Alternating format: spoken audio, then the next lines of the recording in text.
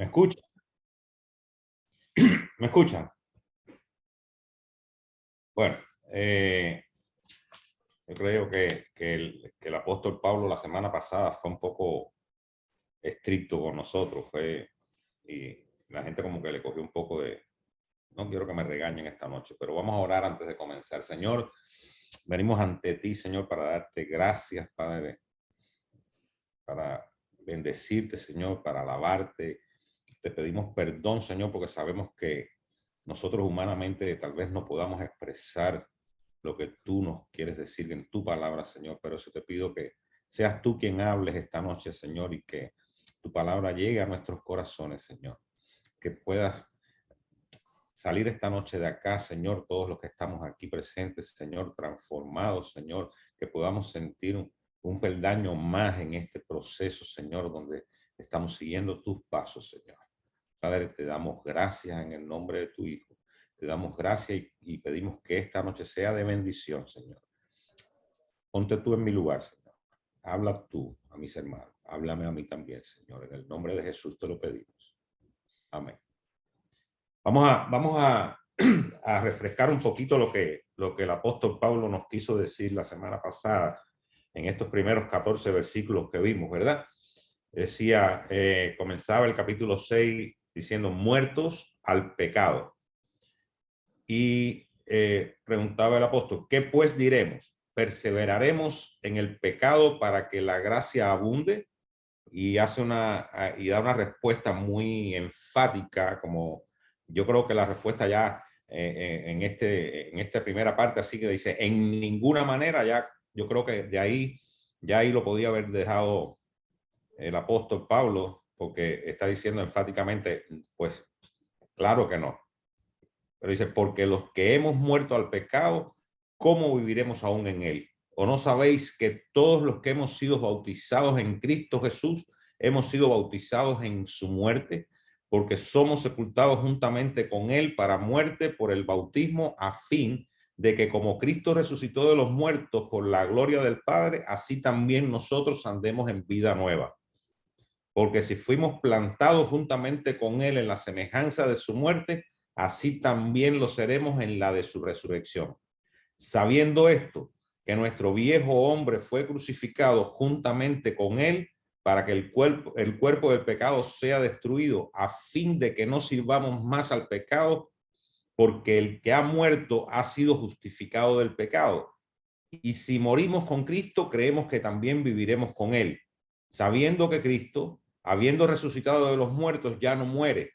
La muerte no se enseñorea más de él, porque en cuanto murió, al pecado murió una vez por todas, mas en cuanto vive, para Dios vive. Así también vosotros, consideraos muertos al pecado, pero vivos para Dios en Cristo Jesús, Señor nuestro. No reine pues el pecado en vuestro cuerpo mortal, de modo que lo obedezcáis en sus concupiscencias, ni tampoco presentáis vuestros miembros al pecado como instrumento de iniquidad, sino presentaos vosotros mismos a Dios como vivos de entre los muertos, y vuestros miembros a Dios como instrumentos de justicia, porque el pecado no se enseñoreará más de vosotros, pues no estáis bajo la ley, sino bajo la gracia. Estos son los primeros 14 versículos que vimos la semana pasada, y en esto el apóstol Pablo es muy completo, muy preciso al enfatizar la necesidad de la santidad, ¿verdad?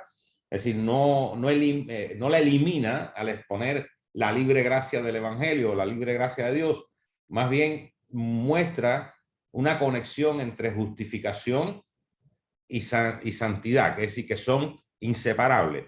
Por eso yo decía, había oído un pastor que dijo, si tú no estás siendo santificado es que nunca fuiste justificado. Es decir, tú tienes que saber que santidad y justificación son dos cosas que son inseparables. Dice, sea aborrecido el pensamiento de seguir en pecado para que abunde la gracia. Los creyentes verdaderos están muertos al pecado, por tanto, no deben seguirlo. Nadie debe estar vivo y muerto al mismo tiempo. Y dice, necio es quien, deseando estar muerto al pecado, piensa que puede vivir en él.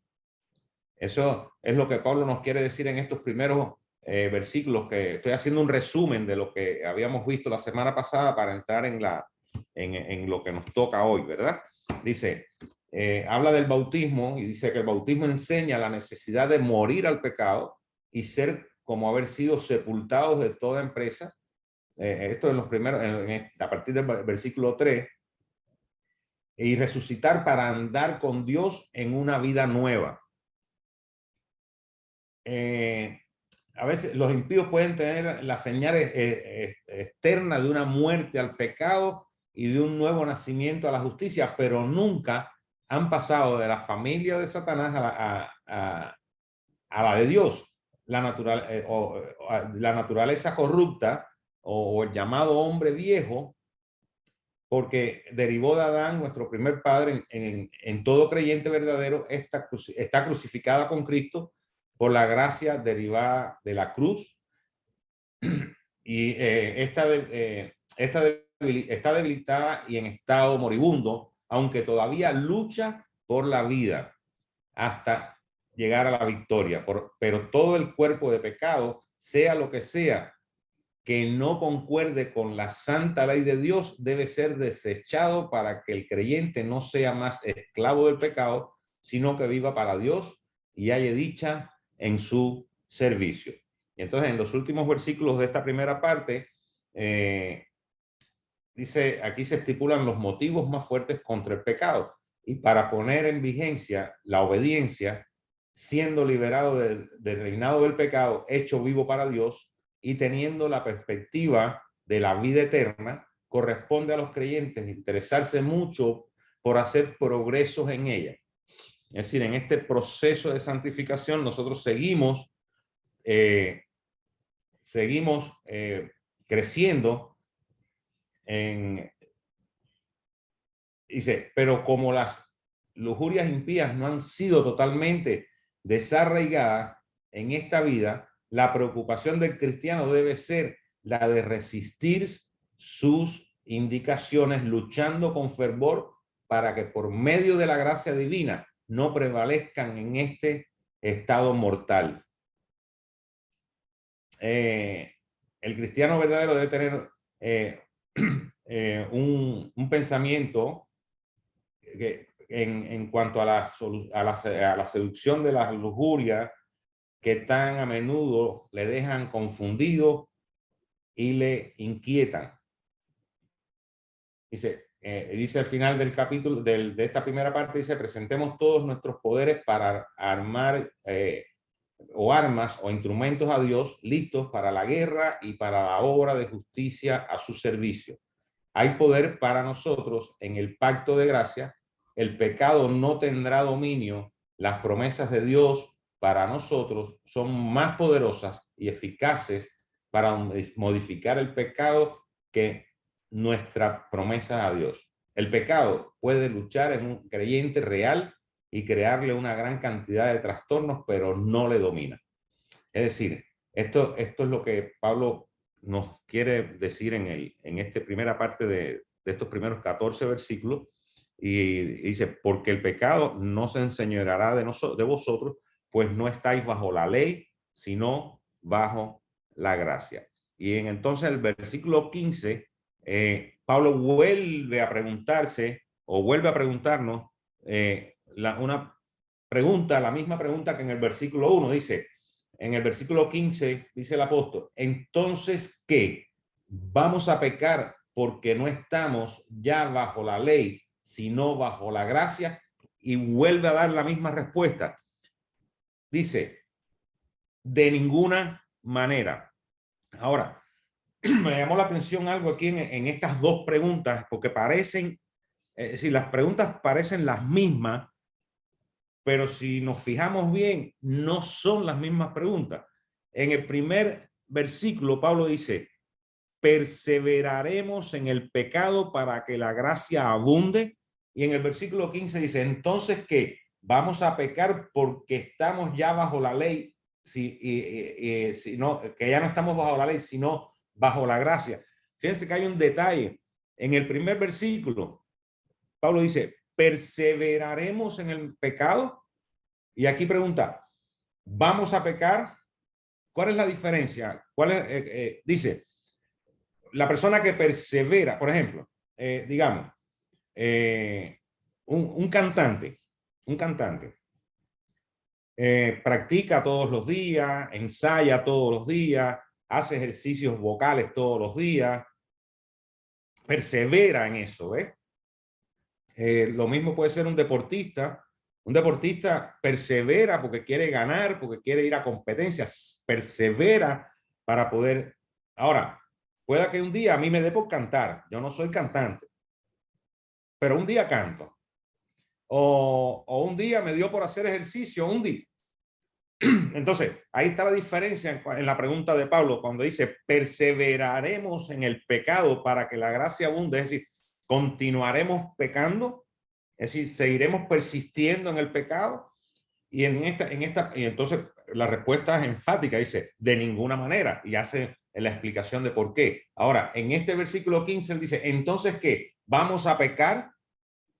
Es decir, Fidel, vas a perseverar en practicar deporte para poder presentarte a una competencia, ¿vas a seguir perseverando en eso? ¿O vas un día tal vez a caminar o a correr por alrededor de la cuadra o montar bicicleta un día? Entonces la pregunta en este versículo 15 es esa, va enfocada a esa, dice, vamos a pecar porque no estamos bajo bajo la ley, sino bajo la gracia.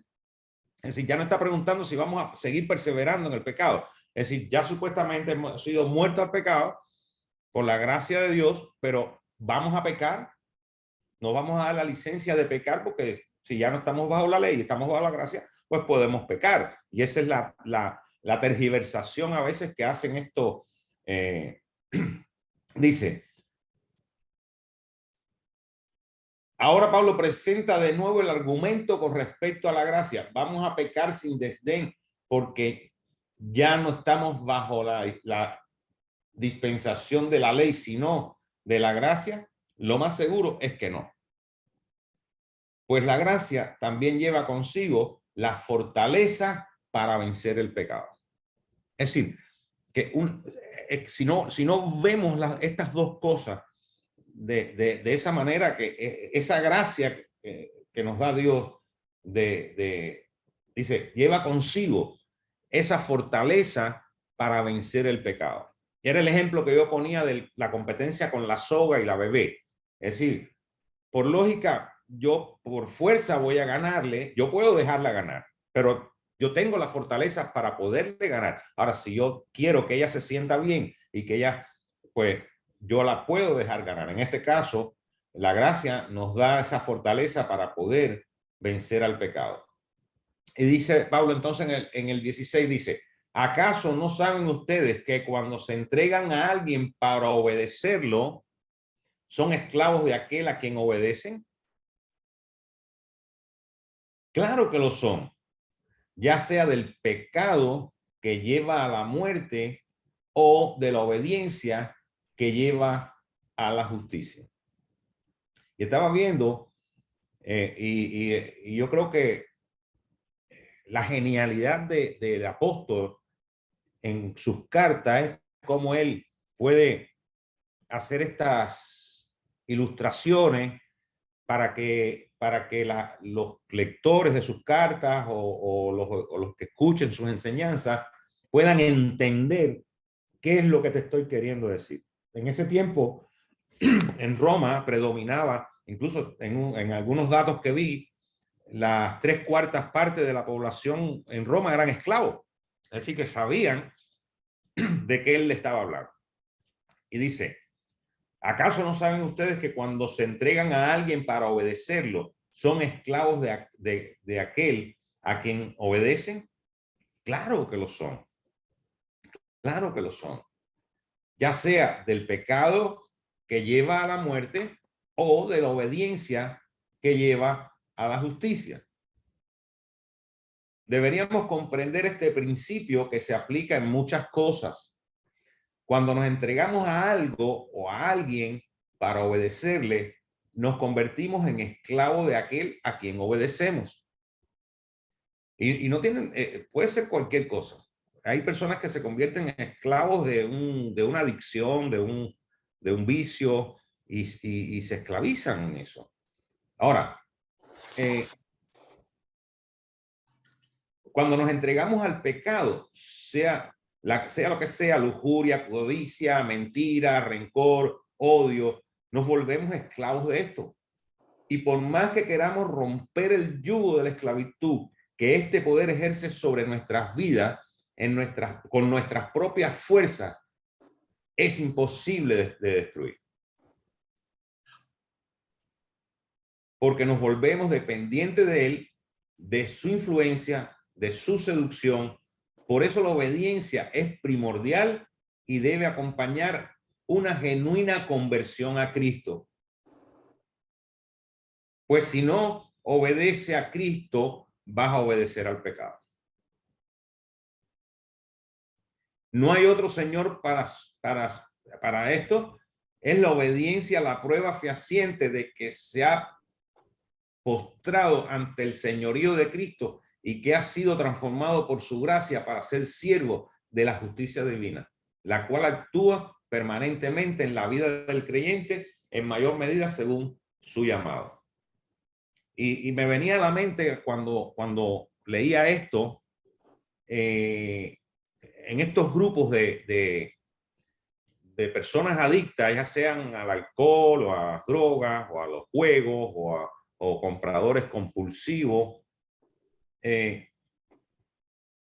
dos principios básicos, y estoy hablando del mundo secular, ¿verdad? De estas personas que deciden un día entrar a un programa para rehabilitarse de sus cosas y del vicio. Y hay dos principios básicos dentro de esos grupos de personas. Y lo primero es reconocer que están padeciendo algo, que tienen una adicción a algo, reconocerlo. Es decir, yo he visto personas que te dicen, no, yo no soy alcohólico, yo lo que me tomo es una o dos cervecitas todos los días cuando llego del trabajo. No sé, yo durante la semana yo no tomo, pero el fin de semana se hizo para beber. Entonces tú eres un alcohólico, pero no lo reconoces porque dice, yo no lo soy, yo lo que hago es me tomo. Ahora, primero reconocerlo. Y esto desde el punto de vista del mundo secular y en cuanto a nosotros es reconocer que somos pecadores. Hay personas que estos legalistas que todos pecan menos ellos, tienen que reconocer que ellos también son pecadores. Ahora, hay otro principio dentro de esos grupos seculares que ellos se recuerdan todos los días que ellos son adictos. Y cuando se presentan en sus grupos, ellos dicen, yo me llamo fulano de tal y soy adicto a tal cosa. Es como una ayuda a memoria de que no se te olvide quién tú eres y de dónde vienes y a dónde estás. Recuérdate que incluso ellos dicen en sus filosofías, en sus cosas, que eso no tiene cura. Que no te puedes apartar de esos grupos porque nunca te vas a curar. Ese grupo te va. Y te dicen, te tienes que apartar de las cosas que te puedan llevar a caer otra vez en la droga o en el alcohol o en el juego. Tienes que apartarte de esas cosas. Fíjense, estamos hablando de grupos seculares. Ahora, vamos a nosotros. Primero, reconocer que somos pecadores. Pero no solo reconocerlo, sino recordárnoslo todos los días de que vivimos en un cuerpo pecador. Y ahí Pablo en uno de los versículos se refiere a algo de esto. Es decir, saber que lo somos y cómo vamos a pelear. Tenemos las armas, tenemos el poder que nos da Jesús para esto. ¿Cómo vamos a luchar esa batalla? A veces cuesta. A veces cuesta. Como mismo le dicen a esas personas de las que estábamos hablando. Si quieres no tomar más, pues sal de los lugares donde se bebe. No compartas con personas porque vas a estar en la tentación de querer tomar otra vez. Y se han visto casos de que están 10, 15 años y cuando se descuidan un poco, por eso yo digo que nosotros los cristianos muchas veces andamos distraídos, cuando se descuidan un poco, recaen otra vez, ya sea en la droga, en el alcohol, en el vicio que tengan. Y nosotros a veces estamos un poquito distraídos en ese sentido. Primero tenemos que reconocer que somos pecadores y vivimos en un cuerpo pecador y que tenemos que alejarnos. ¿Nos va a costar? Claro que nos va a costar. ¿De que hay amistades que nos van a apartar un poco? Claro que nos van a apartar. De que hay incluso familias que ya no van a ser las mismas personas que eran antes porque ya tú no eres el mismo que eras antes. Ahora, pero tu testimonio está hablando, tu transformación está hablando, tu proceso ese de santificación, donde ya tú no eres la persona que eras antes, tal vez no eres la que Dios quiere que sea, pero ya no eres el mismo. Eso a personas le molestan, pero por eso tenemos que aceptarlo y trabajar en eso, usar las herramientas que nos da Dios para que poder luchar contra eso. Dice, leo el 16 otra vez, dice, ¿acaso no saben ustedes que cuando se entregan a alguien para obedecerlo son esclavos de aquel a quien obedecen? Claro que lo son, ya sea del pecado que lleva a la muerte o de la obediencia que lleva a la justicia. Y dice en el 17, pero gracias a Dios que aunque antes eran esclavos del pecado, ya se han sometido de corazón a la enseñanza que les fue transmitida. Dice que la prueba de la verdadera conversión es la obediencia que somete tu ego, tu autojustificación. Ah, no, yo no quería, pero imagínate, me insistió tanto. Cuántas cosas, cuántas autojustificaciones para tal vez echarle la culpa al otro. Ay, le grité, lo ofendí, porque él me ofendió primero a mí. Pero te ofendiste, te airaste contra tu hermano, te airaste contra un compañero de trabajo. Pero no, es que él me provocó. Es decir, buscamos la autojustificación y en eso hay muchas cosas más que para qué hablar. Dice, la autojustificación, la vanagloria, el egoísmo. Es decir, someter todas estas cosas a las enseñanzas de la Escritura, no a la revelación de los hombres, sino a la verdad de la palabra. Dice, este sometimiento hace que el pecado no pueda ejercer ya ningún poder sobre aquellos que han muerto al pecado y a sí mismos.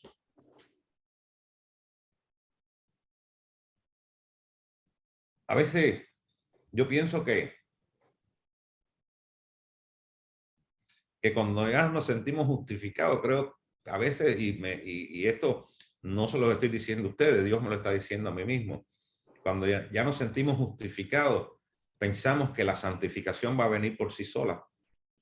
Ya Jesús me justificó, pues ya yo voy a hacer, ya Él va a seguir trabajando Él va a seguir trabajando contigo, pero uno tiene que poner de su parte, papi. Y uno tiene que estar consciente, dispuesto y alerta, y sentir que a pesar de tus debilidades, yo siempre digo, yo le doy gracias a Dios todos los días porque a pesar de mis debilidades, aún me usa. Es decir, él tiene una misericordia conmigo que yo creo que, bueno, la puedo sentir en mí, no puedo decir que más que con nadie, pero conmigo ha sido muy grande. Y eso te compromete y eso te obliga a tu querer seguir en el proceso. Dice en el 18, en efecto, habiendo sido liberados del pecado, ahora son ustedes esclavos de la justicia. Luego de haber sido esclavos del pecado, ahora somos esclavos de justicia para que vosotros, recordando el entusiasmo con que servías al pecado y los esfuerzos consagrados a ello, seáis estimulados para mostrar igual celo e igual exuberancia en el servicio de un amo mejor, que es Jesucristo. Recuerdo un día, no me acuerdo el nombre de este pastor, tal vez Luis lo recuerde, porque fue en un retiro de hombres que fuimos. Y él decía algo que a mí me pareció curioso, ¿no? Lo que él decía, nosotros nos arrepentimos del pecado, pero nadie me diga a mí que sufrió en el pecado, porque nadie iba a una discoteca a llorar, nadie iba a un bar todo el mundo disfrutaba. No me sean hipócritas, que cuando estábamos en el pecado estábamos disfrutando, cuando estábamos en todo lo que hacíamos en el mundo, cuando estábamos como es, suelto, como dicen los cubanos, suelto y sin vacunar. Entonces, aquí dice, luego de haber sido esclavos del pecado, ahora somos esclavos de la justicia, para que vosotros, recordando el entusiasmo con que le servías al pecado y los esfuerzos consagrados a ello, seáis estimulados para mostrar igual celo e igual exuberancia en el servicio de un amo mejor, que es Jesucristo.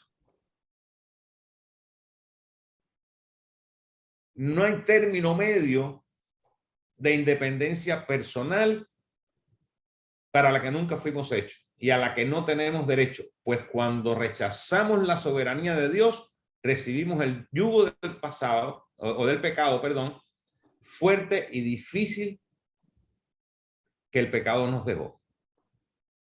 Repito esto porque creo que no lo leí bien. Voy a decir, no hay término medio de independencia personal para la que nunca fuimos hechos y a la que no tenemos derecho, pues cuando rechazamos la soberanía de Dios, recibimos el yugo pesado y fuerte y difícil que el pecado nos dejó. Ok. El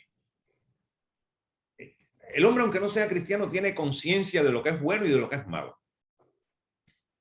Y muchas veces cuando dices mentiras, cuando robas, cuando ofendes, cuando adulteras, cuando todas esas cosas que encierran todo lo que es el pecado, siempre te deja un poco de amargura.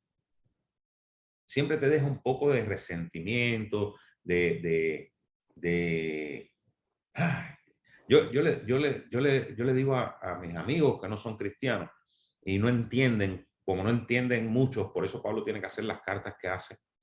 Yo le digo, es que portarse bien es tan rico.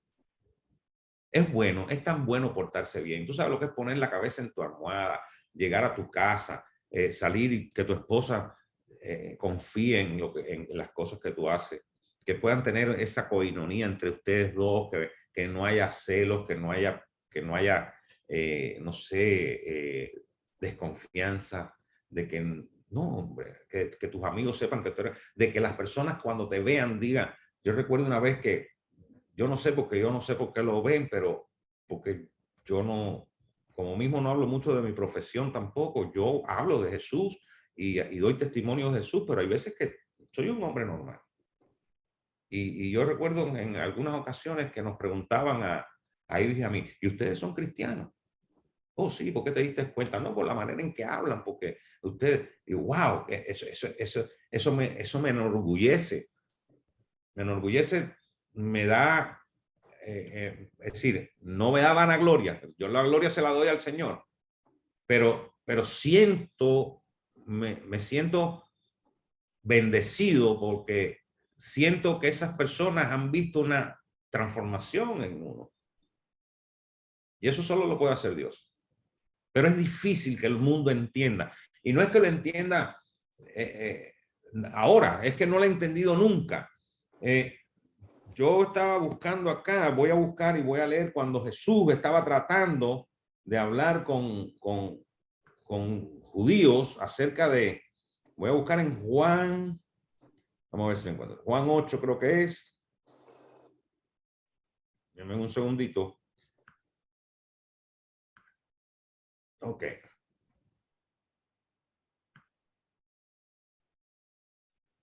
Me fui otra vez a Romanos.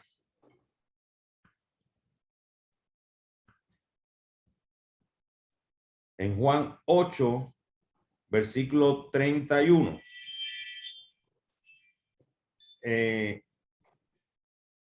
Jesús enseñaba en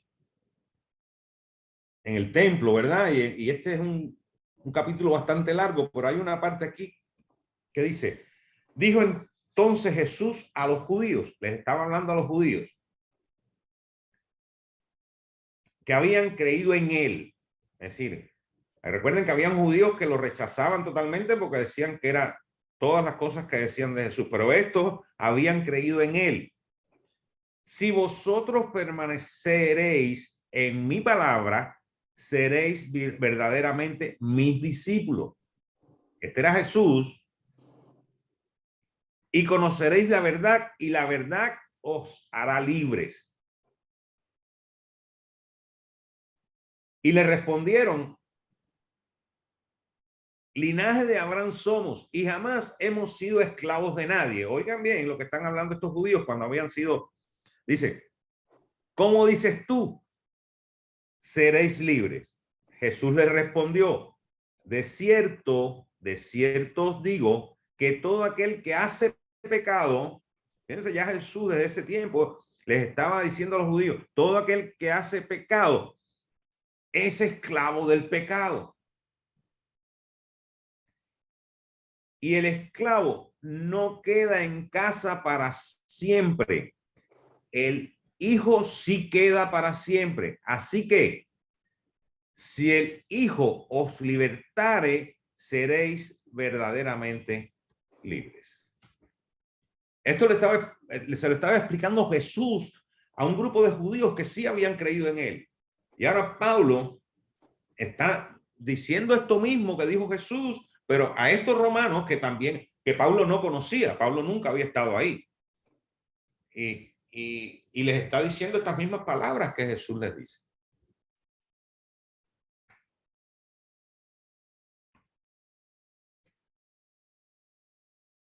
Y dice Pablo entonces, hablo en términos humanos por las limitaciones de su naturaleza humana. Es decir, fíjense que Pablo le está poniendo argumentos de lo que ellos conocían, de lo que ellos sabían, de cómo esta comparación que hace él entre la esclavitud y ser libre y ser esclavo de quien dice, yo les hablo en términos humanos. Yo no estoy hablando nada que ustedes no sepan. Yo estoy hablando por las limitaciones de su naturaleza humana. Es decir, ya en ese tiempo, el mismo Jesús y el mismo Pablo sabía que el hombre tenía limitaciones para entender las cosas de Dios. Y hoy en día es igual. Hoy en día te encuentras personas que te dicen cómo tú puedes creer en tal y tal y tal y tal y tal cosa. Entonces te encuentras personas ignorantes que no conocen y otros que sí conocen, pero son, es decir, ignorantes por conveniencia, que te plantean toda una serie de teologías y cosas que no están en la palabra. Entonces Pablo dice, yo les tengo que hablar en términos humanos por las limitaciones de nuestra naturaleza humana, porque de otra manera no me van a entender, como no entendieron a Jesús. Antes ofrecían ustedes sus miembros, los miembros de su cuerpo, para servir a la impureza,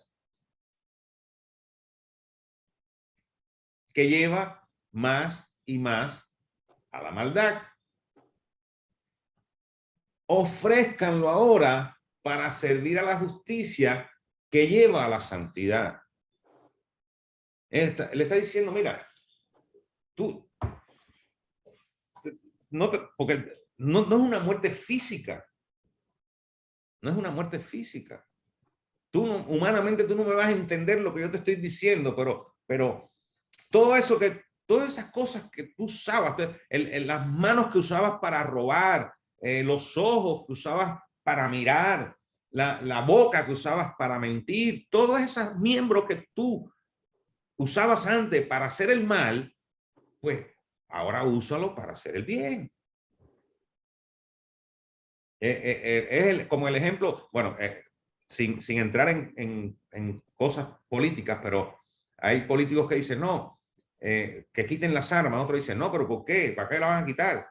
Las armas no son las que matan. Entonces, el arma puede ser usada para bien o para mal. Lo mismo está diciendo Pablo. Los mismos instrumentos, las mismas cosas que tú Y hasta cierto punto tienen razón. Yo estaba viendo un documental hace poco de, creo que era Suiza o Suecia, no sé cuál de los dos, Suiza o Suecia, no sé si es la misma, no, son diferentes, donde dicen que es el país que más armas per cápita tiene la población y tiene el índice más bajo de criminalidad, es en ese país. Y todo el mundo anda armado. Y todo el mundo tiene derecho a llegar a una tienda, no te piden licencia ni récord, nada. Tú quieres un arma, toma, y te la dan.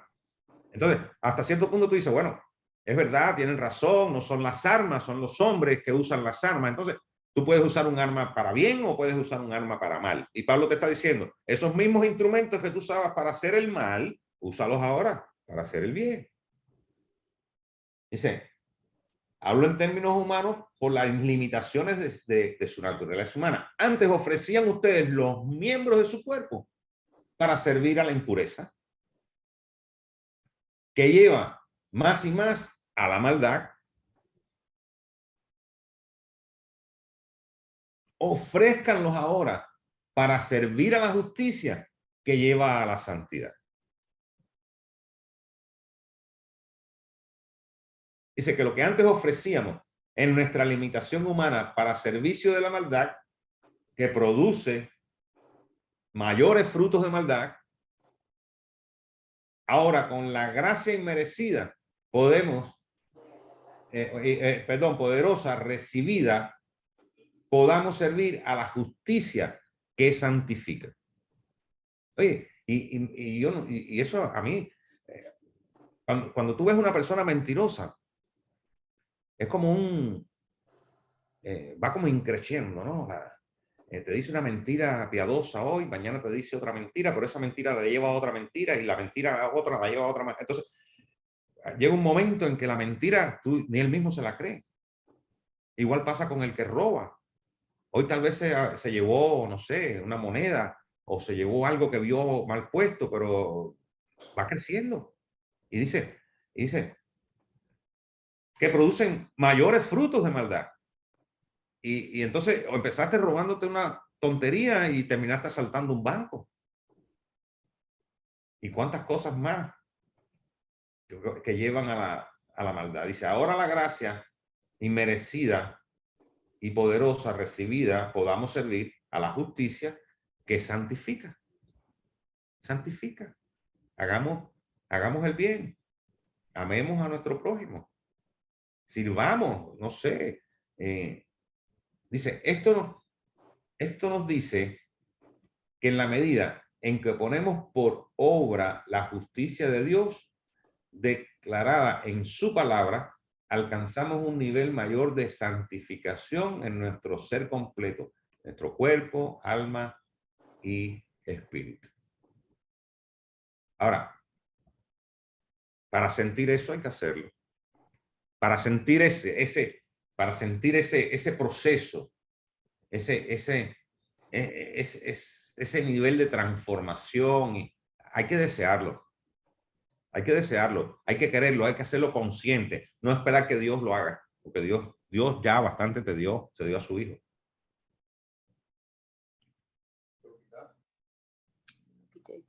Dice en el versículo 20, dice, cuando ustedes eran esclavos del pecado, estaban libres del dominio de la justicia. Dice, cuando decidimos entregarnos a una supuesta independencia personal, lo que hicimos fue contemplar y participar del yugo del pecado que genera una aparente libertad y autocontrol que al final conduce a la muerte. Yo le decía a alguien hace un tiempo, y creo que lo comentaba, tú llegas a un grupo de hombres o de personas que no conocen al Señor, que están en pecado. Y es sorprendente la vanagloria de ellos con respecto a su pecado. Me explico, no sé si me entiende lo que quiero decir. Yo voy a llegar a un grupo donde hay un grupo de hombres un lunes en la mañana y todos están hablando de lo que hicieron el fin de semana.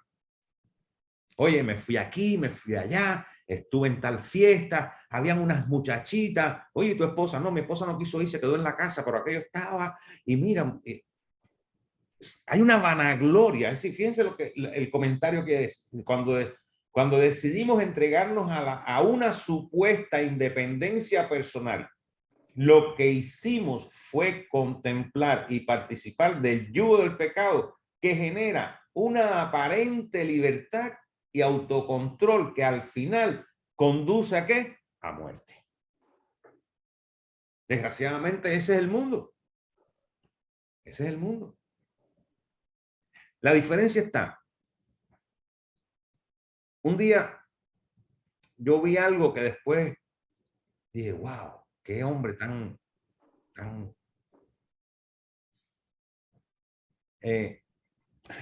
recuerdo que yo estaba parado en un lugar y llegó un muchachito en una moto y se le cayó algo y había una persona parada ahí.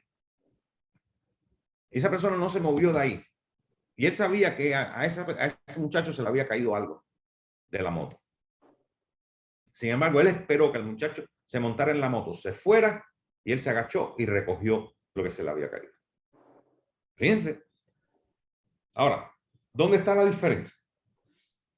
Hay otro testimonio y no sé si están por aquí hoy. Un día estábamos a Alex Villanueva y a Alexander López, que fuimos a hacer unas compras a algún lugar, no sé si fue a Home Depot o dónde fue. Cuando íbamos al carro, nos encontramos una billetera. No sabíamos qué hacer con ella. Fuimos adentro de Home Depot, empezamos a ver la foto del hombre buscando todo el mundo, no aparecía por ningún lugar. ¿Dónde estará? ¿Dónde estará? ¿Dónde estará? Mira, se llama fulano de tal, pues lo pueden llamar por el audio. ¿Usted sabe dónde paramos con esa billetera? En casa del hombre. ¿Qué hubiera sido, qué hubiera hecho un hombre del mundo, cualquiera? Ay, me encontré una billetera. Wow, déjame ver si tiene dinero, déjame revisar. Oh, wow, mira, me encontré 100 pesos, 20 pesos. Ah, no importa, 5 pesos, pero son 5 pesos. Mira, me gané 5 pesos. Y coge la billetera y la tira y se queda con el dinero. Ahí está la diferencia. Ahí está la diferencia entre un hombre del mundo, pecador, y un hombre de Dios que usa sus instrumentos, usa su cuerpo para hacer el bien. Dice, cuando decidimos entregarnos a nuestra supuesta independencia personal, lo que hicimos fue contemplar y participar del yugo del pecado que genera una aparente libertad y un autocontrol que al final conduce a la muerte. Mientras que la esclavitud a la justicia produce vida eterna en Cristo. Dice, no es el anhelo de libertad el que mueve el corazón humano. El problema es que la esclavitud del pecado genera dominio y control, pero la esclavitud de la justicia produce revelación de nuestra naturaleza y propósito. Generan vida y libertad en el espíritu. Y ahí vuelvo otra vez a la manera de yo decirlo a veces. Qué bueno es portarse bien. Qué tranquilidad tú sientes. Vamos, no sé si la palabra desestrés existe, pero te sientes desestresado. Te sientes acompañado del Espíritu Santo de Dios. Que vas a tener problemas, que van a haber cosas, que esto sí, pero no dependen de ti, dependen de la gracia del Señor. Y ahí está la diferencia. Y dice en el 21 el apóstol, ¿qué fruto cosechaban entonces? Cosas que ahora los avergüenzan y que conducen a la muerte. ¿Qué cosechábamos entonces? Desolación, venganza, odio, codicia, vanidad, egoísmo, dolor y muerte. Eso es lo que se cosecha en el mundo.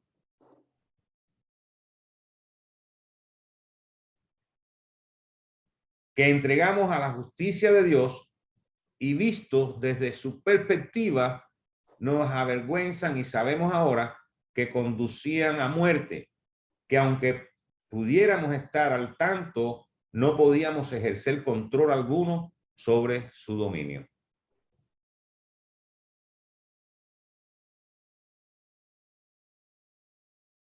yo siempre digo, yo no me arrepiento de haber estado en el mundo.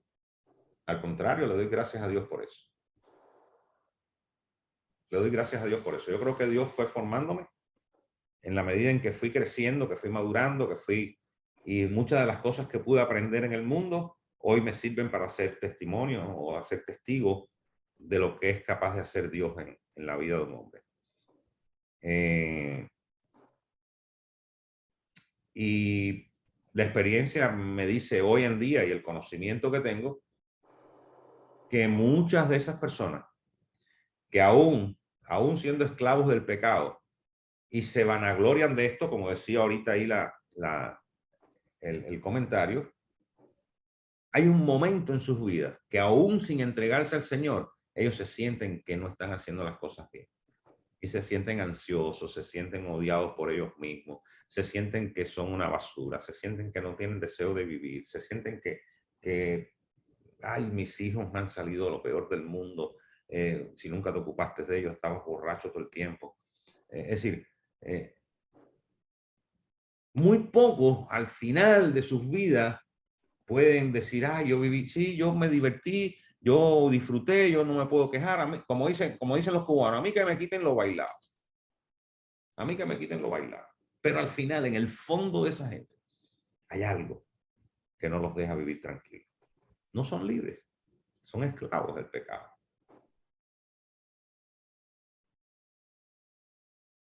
Y dice el 22, pero ahora que han sido liberados del pecado y se han puesto al servicio de Dios, cosechan la santidad que conduce a la vida eterna.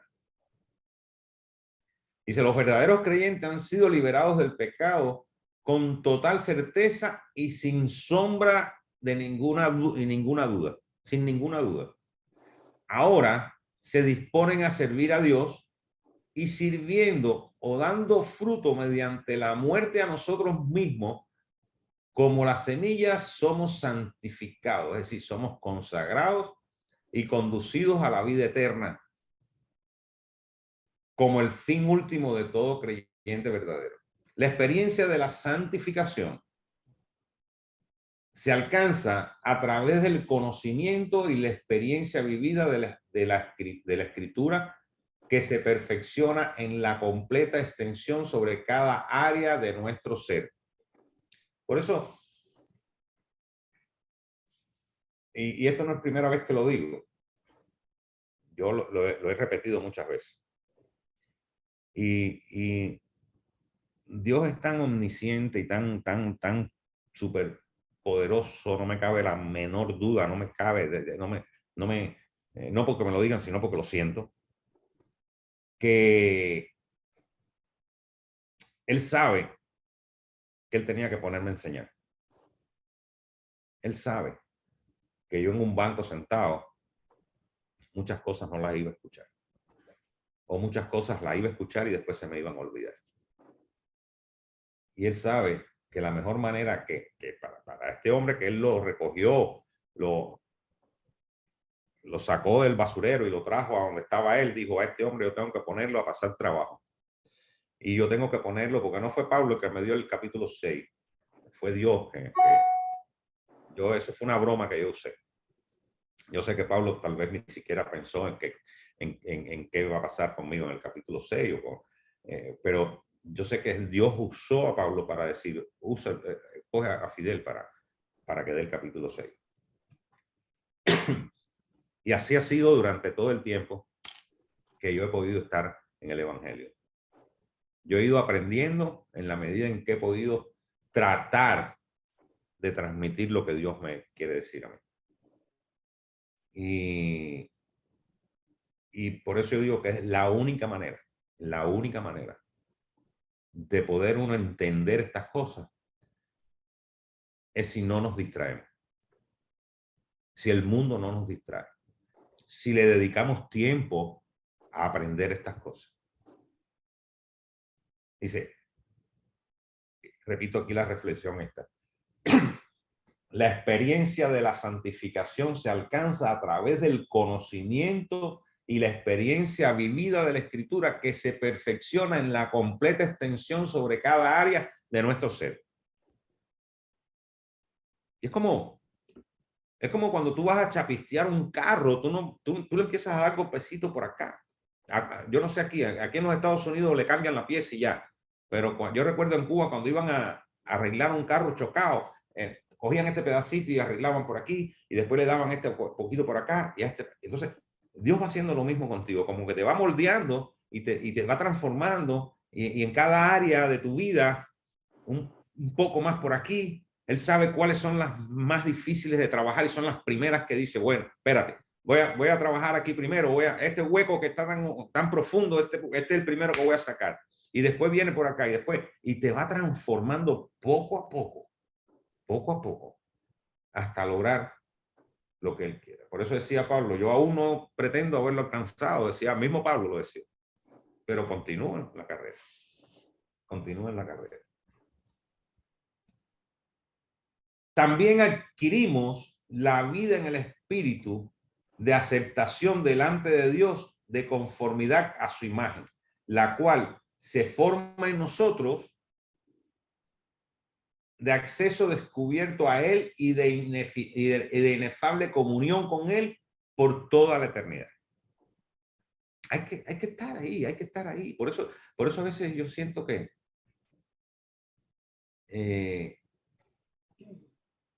nos distraemos mucho. Nos distraemos mucho.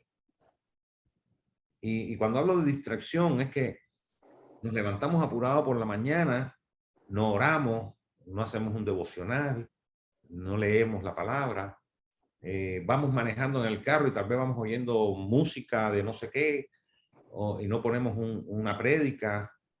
Vamos distraídos en este mundo. Y lo menos que puede hacer un cristiano es estar distraído. Porque en el mismo Jesús nos advierte, estar alerta. El enemigo te está acechando. El enemigo, y puedes caer. Repito el versículo, dice, pero ahora que han sido liberados del pecado y se han puesto al servicio de Dios, cosechan la santidad que conduce a la vida eterna. 23.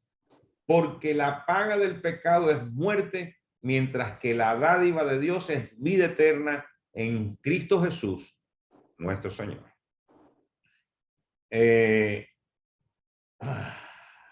Señor. Voy a resumir un poquito.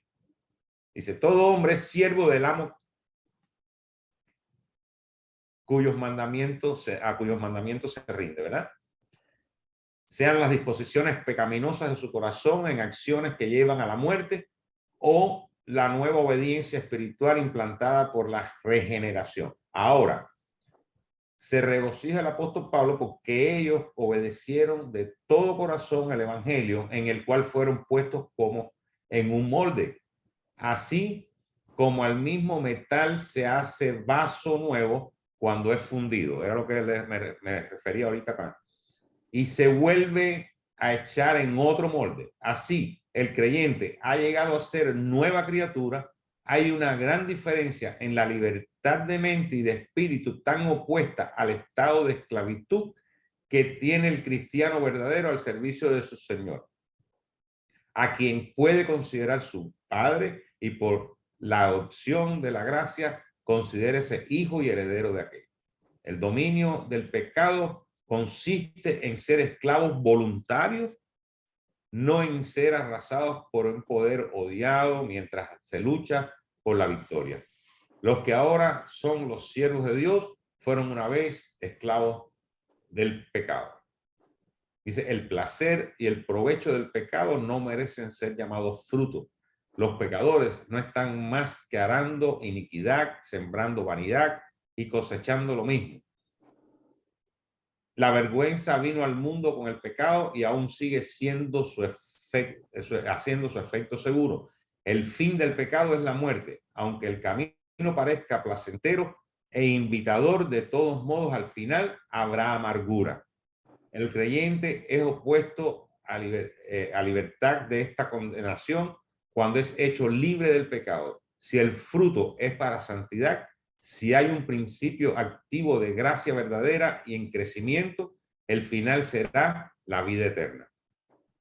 un final muy feliz, aunque el camino es cuesta arriba, aunque es estrecho, espinoso, tentador. No obstante, la vida eterna es su final, el final de la vida eterna está asegurada. La dádiva de Dios es la vida eterna, y este don es por medio de Jesucristo nuestro Señor. Cristo la compró, la preparó, nos prepara para ella, nos preserva para ella. Él es el todo en todo y en nuestra salvación. Amén. Pastor.